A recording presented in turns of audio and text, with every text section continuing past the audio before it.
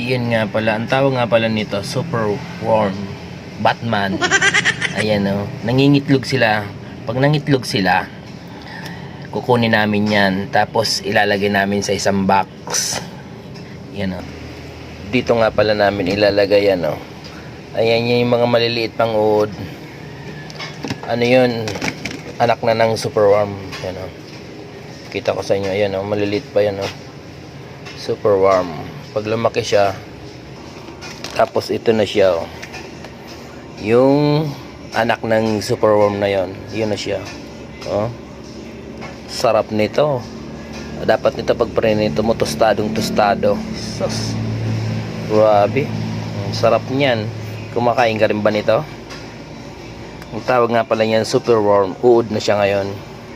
Tapos pag naging ganyan na siya, mangingitim siya. Magkakapakpak na din siya. Yun, may natira pa o isa. Kumapit. Tapos ito na siya. Ilalagay siya dito sa maliit na butas kasi magkakapakpak na siya. Pag nagkapakpak na siya, magiging tulad na siya nito. Ayan o. Tawag niya superworm. Ang kinakain niyan sayote at saka page bayo 2. Ayan yung mga nanay nila. Kasi pag nangitlog yan, ililipat namin yan din sa box na yon. Ayan o. Masarap to. Kinakain yan. Saka huwag kayo mandiri. Ito, pinakamasarap niya no.